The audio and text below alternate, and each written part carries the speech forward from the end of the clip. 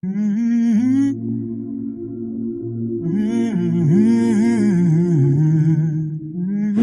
into the light or the shadow it casts. A look in the mirror, stripping the mask. The ego deflects what the id wants to hide, but we find the truth on the edge of the slide. The void isn't empty, it's a canvas of gray, where the ghosts of our bias come out to play.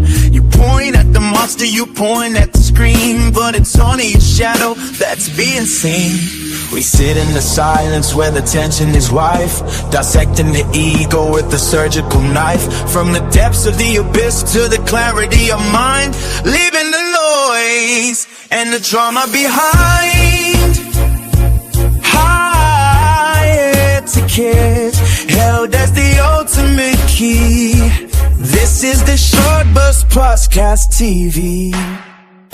See the mirror for what it is. The progression begins now.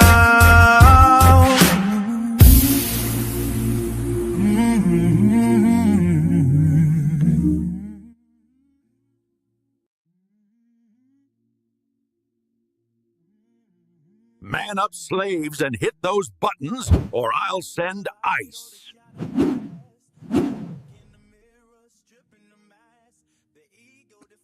Greetings, everybody. Keith here. Hoping everybody's having a good day, enjoying life, living life, loving life. Coming at you today with the Amish fuel miracle. Genius engineering or total scam?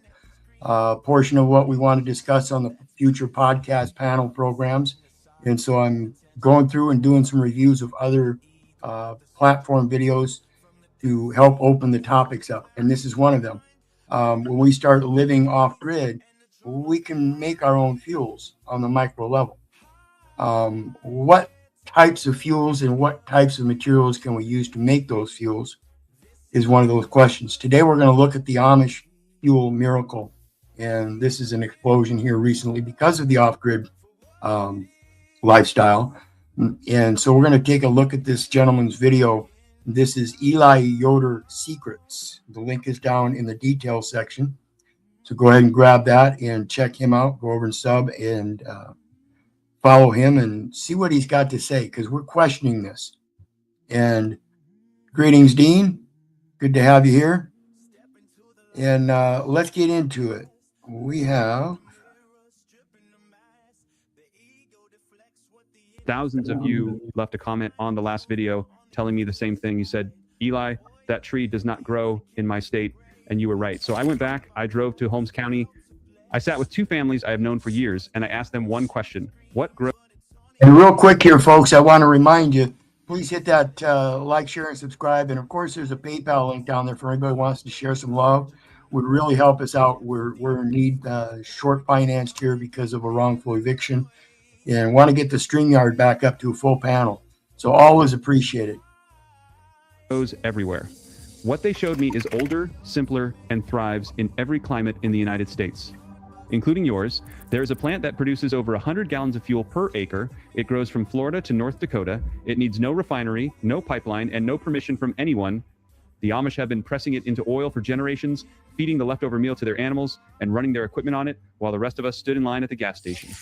The reason you have never heard about this system is documented in a book called The Forbidden Fuel, A History of Power Alcohol, published in 1983, that names every company and every lobbyist who paid to keep it from you. The first time I saw it working was in a shed outside Sugar Creek.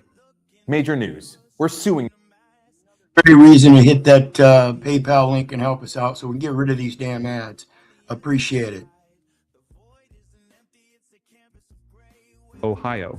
A man named Samuel had a hand press bolted to a workbench, a 5-gallon bucket underneath catching golden oil, and a diesel generator running in the corner with no smell and no smoke. I asked him where his fuel came from. He did not point at a gas station. He pointed at the... Absolutely agree, Dean. Dean Phillips says it's a ridiculous situation how this renewable energy has been so suppressed. It's just like Nikola Tesla. But I assure you, all this technology that we're looking at to live off grid was around long before any of our modern times. It was like a natural process that we came across, just like apples falling from a tree, and we discovered it was alcoholic because it had fermented. So we've learned this stuff along the way, but we're allowing technologies to take over this stuff, and that's part of this questioning whether it's valid or not to do this stuff. The workload that we're going to have to put on ourselves in the microprocessing, is that going to be worth it? Or is it going to be better to go to the gas tank or to the gas station and get that fuel? We're weighing those things in these panel debates. Field behind his barn. Sunflowers, 6 rows of sunflowers growing along the fence line, planted in May, harvested in September, pressed in October. And before this video is over, I am going to show you something that happened in a small town in Kansas in 1938, something involving 2,000 gas stations across 8 states. That will change how you see every gallon of fuel you have ever purchased in your life. Yep, That pay attention. alone is worth staying to the end. But first, you need to understand why this plant works so well, why it was deliberately buried, and why it matters right now, even if you already own a home and have no intention of farming a single acre of land. Here is the part that nobody told you. And I mean, you heard me mention in the last video that Rudolf Diesel demonstrated his engine at the Paris World Exhibition in 1900 running on peanut oil. What I did not tell you last time was what happened in the decades after that demonstration, because what happened next is the part they worked the hardest to erase from every textbook and every fuel conversation in this country.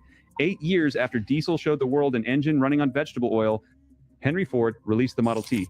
That car was designed from day one to run on ethanol or gasoline, either one. The driver chose. Ford did not hide this fact. He told the New York Times in 1925 that the fuel of the future would come from fruit, weeds, sawdust, almost anything that grows. He said it publicly, and he meant every word. He put his own money behind it. And he was not the only brilliant mind saying the same thing. Yes, Ford was an ingenious man. He came up with the process for production lines and stuff, and that's what we're talking about. It's processes. And he went to the natural processes of things. Instead of being able to mass produce things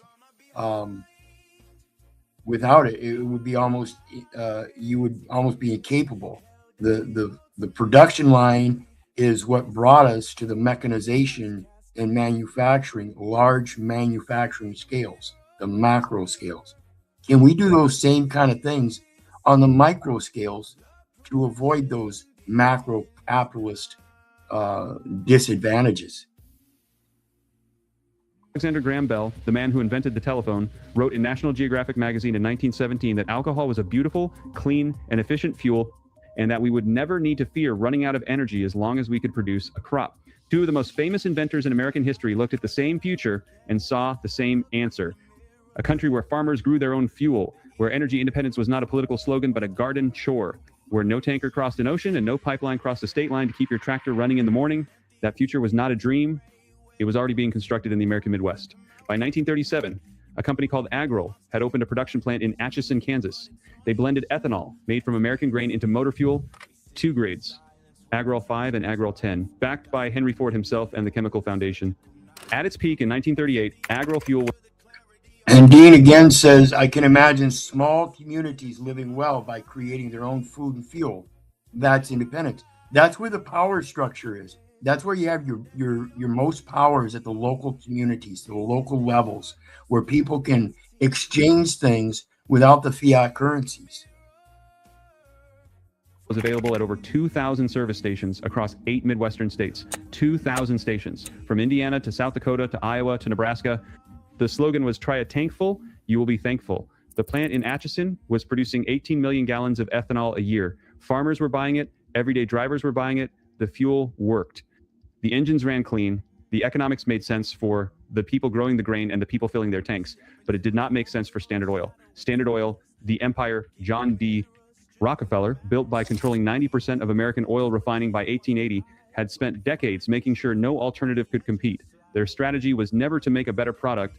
Their strategy was to destroy every competitor before it could gain a foothold.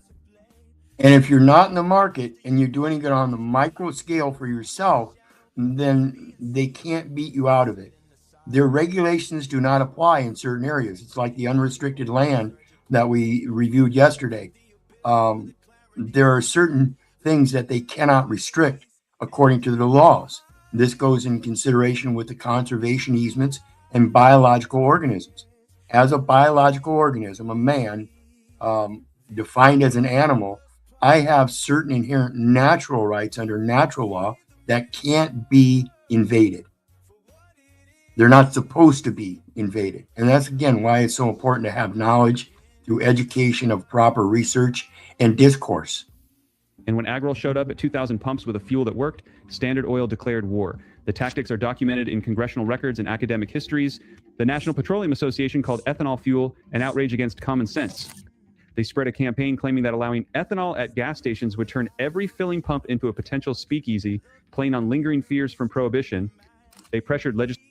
And then when they decided they needed to get rid of the leaded gas, they went to unleaded, and then they turned around and decided that wasn't quite good enough again. So they went back to ethanol. Now they've got 10% ethanol, and a lot of the government vehicles today run on what's called 85% ethanol.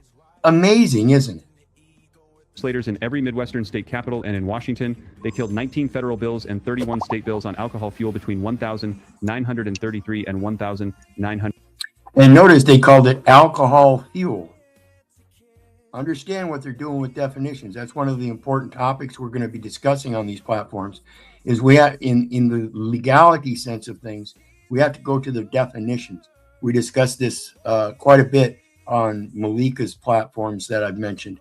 Adam and Eve homesteading, lawful living, and freedomfromgovernment.org. 139. Hey, if you're a gun owner, I guarantee. And again, real quick here, to help us avoid these various inconveniences, please help out by hitting that PayPal link below and sharing a little bit of love. Always appreciated. 9. And when legislation failed to stop Agrol, they turned to the most brutal weapon in their arsenal, price dumping. They dropped the price of leaded gasoline to match Agrol penny for penny. Agrol sold at 17 cents a gallon. Standard Oil pushed their leaded fuel down to 16 cents, not because gasoline cost that little to refine, because Standard Oil could afford to lose money for years and a startup in Kansas could not. And here is the detail that makes it personal. The fuel. See, it's the long game. It's the long game, and the idea that the little man can't last the long game trying to keep prices low. He needs his profit, and if the big companies can afford to lose money, they can lower the prices so much that it'll force the small guy out of competition one way or another. That's why I say it's not about competition. It's about being the small guy.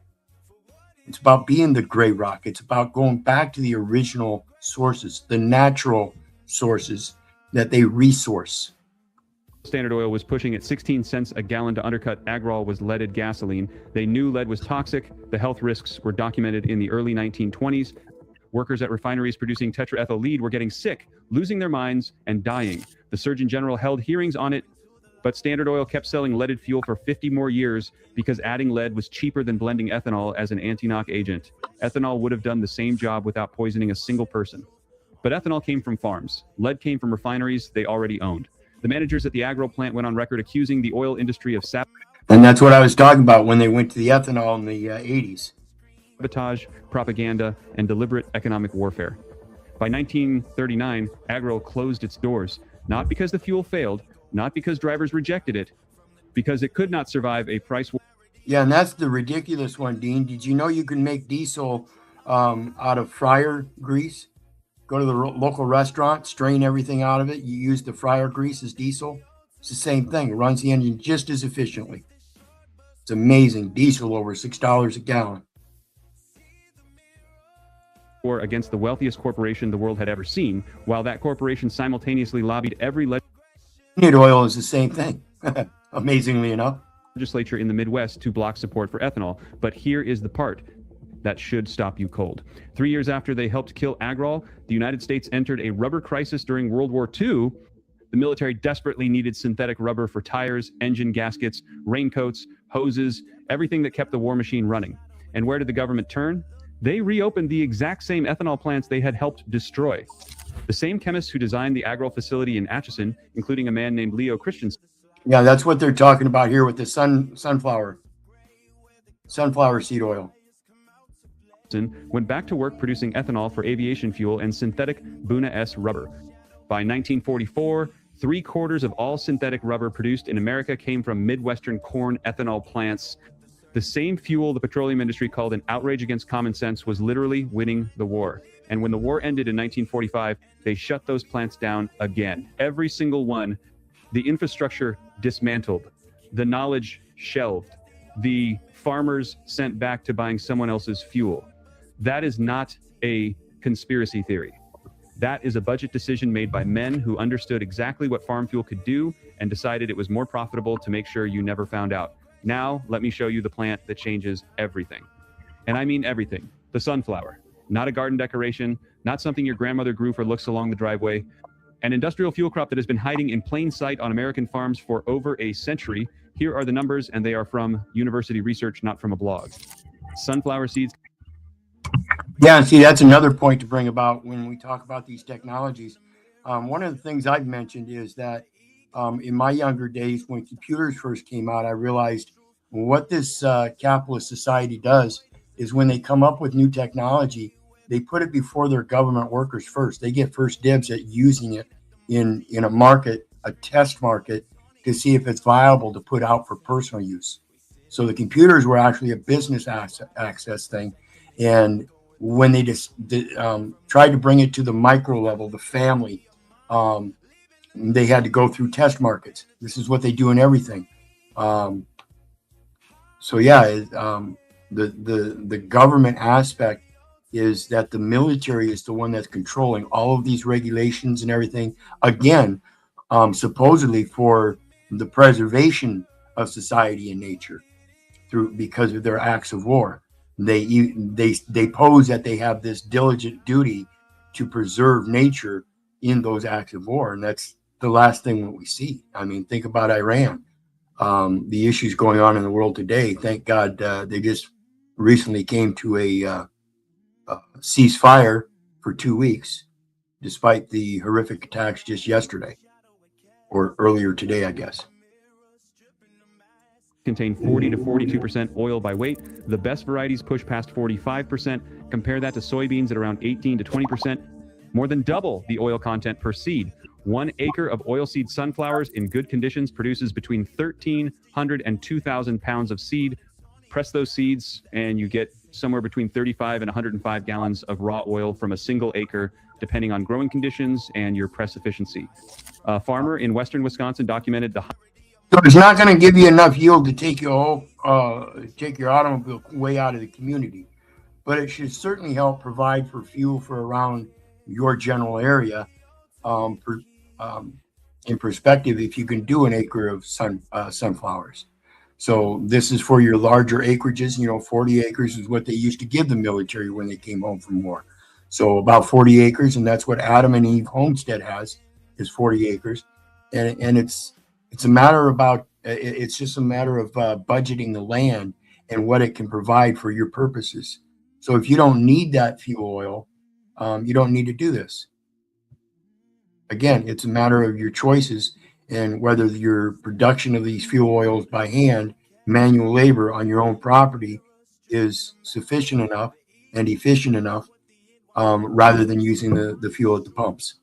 High end of that range, 2,000 pounds of seed per acre. No, if someone had told me I could be as energetic at... And you can be just as energetic by hitting those buttons down below, like, share, and subscribe. And there is a PayPal button to help a brother out. Always appreciated, folks. Percent oil content, 76% extraction rate. That equals 105 gallons of fuel from 1 acre of sunflowers. That is not a theoretical model. That is a field result from a real man on a working farm. And according to the Farm Energy Extension Program, sunflower oil yields are consistently superior to soybean for biodiesel, often producing double or triple the fuel per acre. The sunflower is a drought-tolerant crop with a deep root system. It grows in a wide variety of soil conditions. It can be planted in late spring and harvested by early fall in most regions. And then when you harvest them, this is one of those plants, like it says, it's got deep root systems. You can pull them up by the roots and use the very plants in your turning of the soil, and it helps fertilize the soil better. What it's doing is those deep roots bring up the nutrients from the deeper soil and bring them up to the ground level, so that when you do your crop rotation, say next year you want to do beans for the same purpose. You can make fuel out of beans. So you can plant your beans, and it's a topsoil plant, and it thrives on those nutrients just like any plant. But if the nutrients aren't in the topsoil, their roots won't go down to where those nutrients are. So when you do your crop rotations, do them with your deep root systems, and then intervene with the topsoil root systems. Switch them out per season so that you can build a good soil biome. Hybrids exist that mature in under 90 days. Now, here is the connection to the Amish that most people miss entirely. Cornell University Small Farms published a detailed report on oilseed farming that includes a direct reference to Amish practice. The Amish feed sunflower meal and oil to their horses. That is what gives them those healthy, shiny coats you notice when you drive through Lancaster County or Holmes County. The Amish know this plant. They have always... Like most people in town use like coconut oil or something for the coats on their dogs and cats. Same thing. It's a healthy oil. Always known it. They press the seeds. They burn the oil. They feed the leftover meal to their livestock. Zero waste. The oil goes in one direction. The high protein cake goes in another. Nothing is thrown away. Nothing requires a factory or a shipment from overseas. Another thing I want to point out is I noticed in the Amish farms that we have around here locally, they do a lot of rabbits for rabbit meat. Now, the pellets from rabbits are high in nitrogen, so you can ferment them, ferment the rabbit pellets, and then distill them into a fuel as well. Many sources of getting fuel and not having to put up with waste. So when you have rabbits that you're selling for meat, you use the waste to make fuel. A farmer named John Williamson at State Line Farm in North Bennington, Vermont, has been growing oilseed crops for biodiesel since 2004. He farms 40 acres of sunflowers, canola, flax, and mustard. He built a reactor in what he calls his bio barn that processes 400 gallons per batch. He averages 75 gallons of biodiesel per acre. His tractor runs on the fuel. He grows in his own fields. He does not buy diesel. He grows it, and the leftover meal feeds his animals and enriches his soil. This man has been doing it for over 20 years in Vermont, one of the coldest states in the country. But sunflowers are not the only option, and this is where the story... And in a lot of the lower parts of the country here, we can get 2 seasons of sunflowers. So on that same 1 acre, in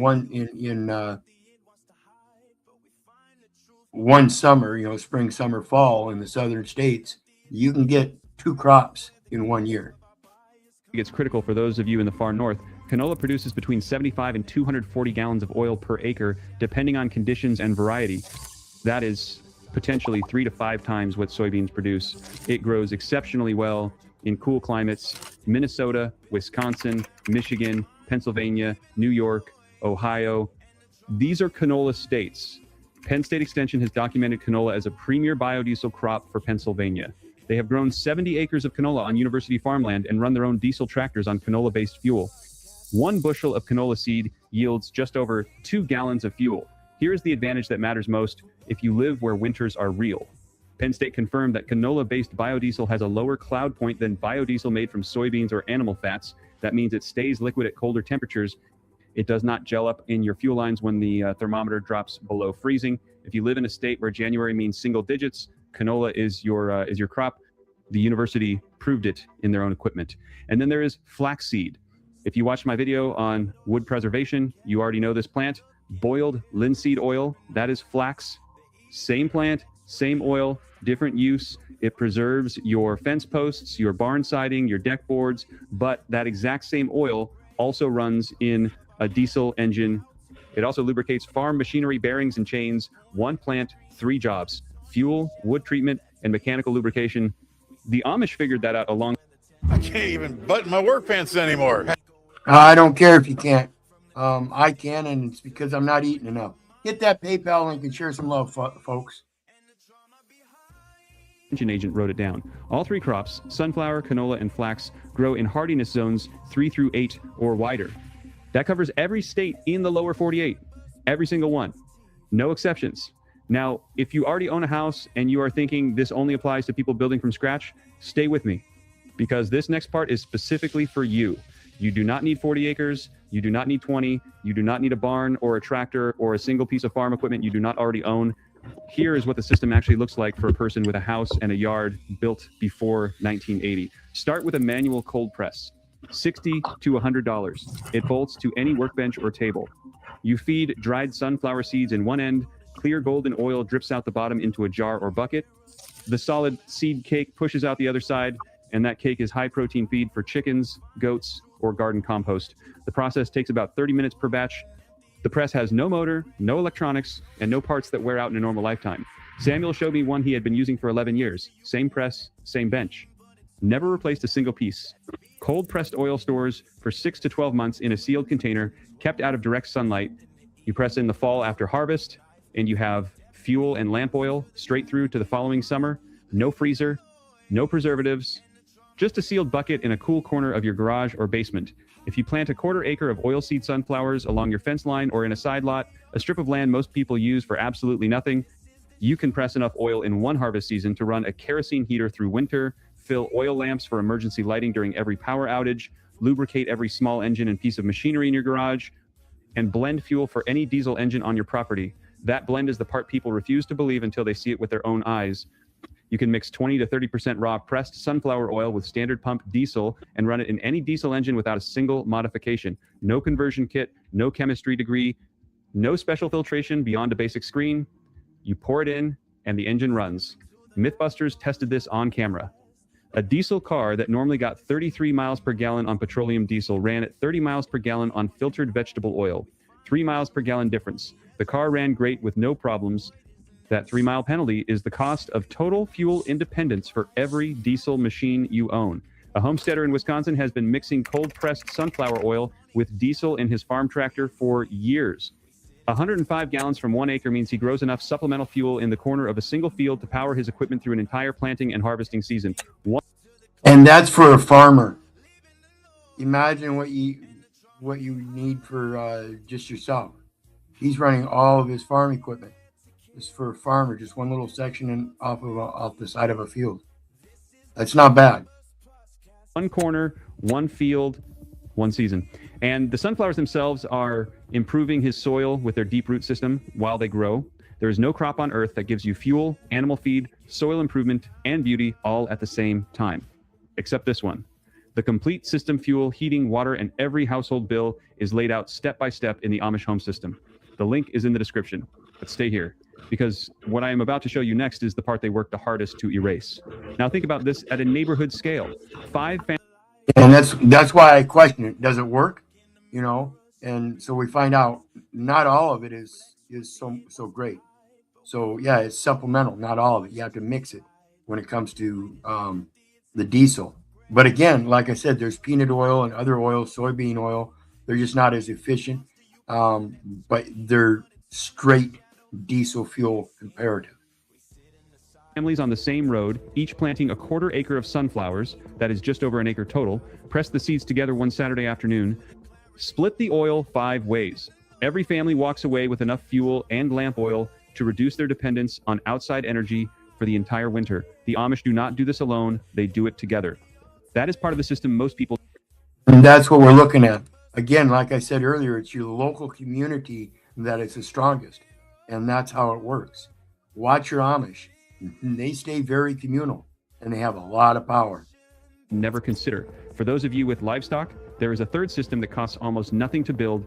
And of course, they live a more testing life, a more physicality to it, you know. So give and take.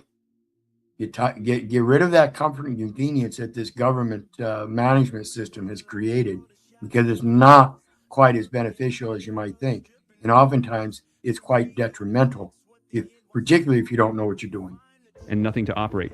Biogas from manure.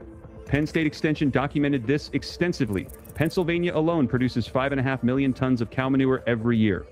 A single dairy cow generates enough waste for 40 cubic feet of net biogas production per day. That gas is methane. The government is banning these $29 adaptive glass. Keep banning them. I don't care. Just as long as you don't ban me, because I need my people to hit that PayPal link and those like, share, and subscribe. To the natural gas that arrives through the pipe from your utility company, a simple anaerobic digester built from a 55-gallon drum produces between 200 and 400 liters of cooking gas per month.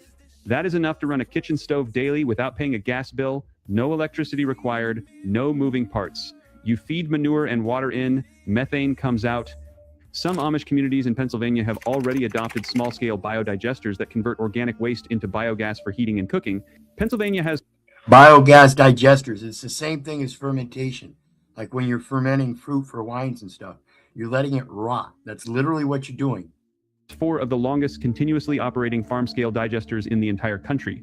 They have been running for decades because the system works and it never stops working. So let me put this together for you.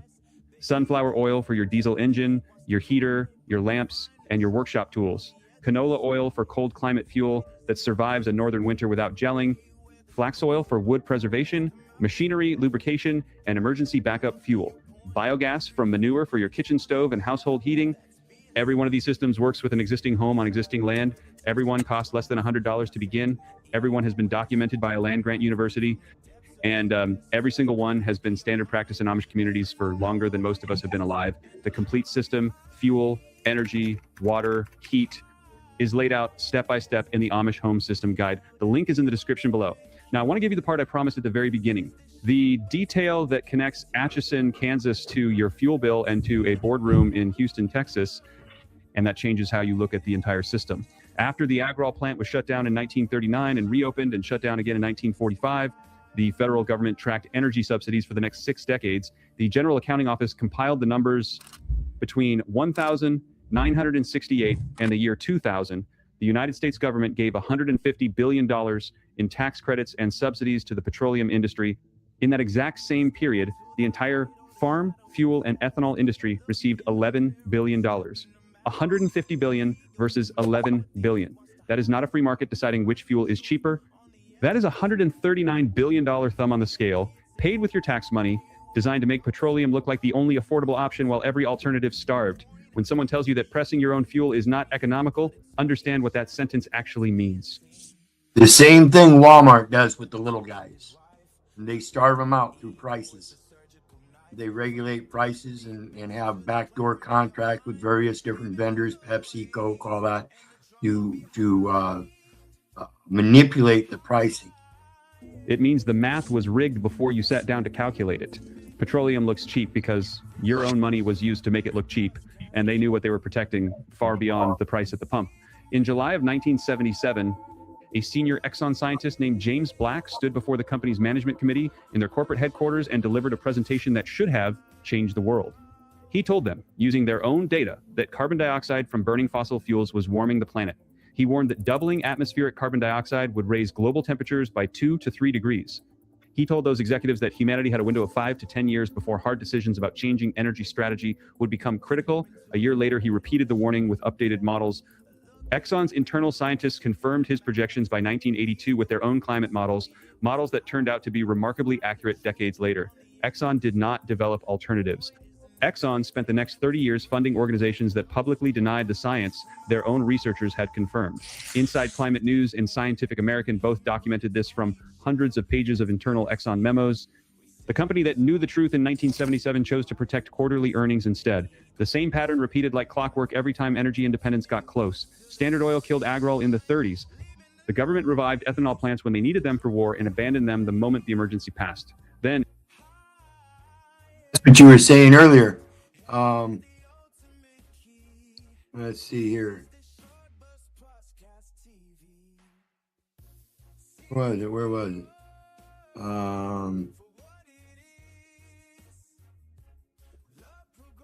When they needed it for war, it was fine. Otherwise, not so much. Correct. And it's just all a manipulation to get the people to believe in one thing rather than doing their research so they know. That's mainly why things are hidden, because they're not really so hidden. It's just people don't do their research. in the 1970s, the oil crisis hit. Gas lines wrapped around city blocks. Prices tripled. Americans were furious. And suddenly, more than 100 new ethanol plants sprang up across the country. Farm fuel was back. It was working. Communities were producing their own energy again. But when petroleum prices dropped artificially in the late 80s and 90s, driven by deliberate overproduction and political maneuvering, most of those plants went bankrupt. The cycle repeated a third time. Build it, Prove it works. Watch it get buried when the price of oil comes back down. And Exxon's own scientists told the truth in 1977, and the company buried it for 3 decades. Every time farm fuel works, it gets killed, not because it fails, because it succeeds. And because a farmer pressing... Because it succeeds. And that's why they shut this down. You see, again, it's not a success for commerce in our aspect of what we're looking here. We're not looking to do this for commercial purposes. It is to save money, but it's more for self-sufficient purposes and not buying and selling. It's to produce enough to prevent us from having to put up with so much added expenses. Sunflower oil. So again, to avoid those added expenses, I would really appreciate it, folks, you'd hit that PayPal link and share some love. Always appreciated. And of course, the like, share, and subscribe. Get this out there. And of course, invite your friends and family to check out the channel and see what they think. Viewer interactive platform. I need everybody's opinion. Oil in his shed does not need a tanker, a pipeline, a refinery, or a quarterly earnings report from anyone. There is a book that documents this entire cycle in meticulous detail. It is called The Forbidden Fuel, A History of Power, Alcohol. It is an academic history, not a pamphlet. It traces every step of the systematic suppression of farm-based fuel from the early 1900s through the modern era. It names the companies, it names the lobby groups, it cites the budget lines. If you want to understand why you have paid for fuel your entire life when the engine in your truck was designed to run on seed oil, that book is the place to start. And consider this.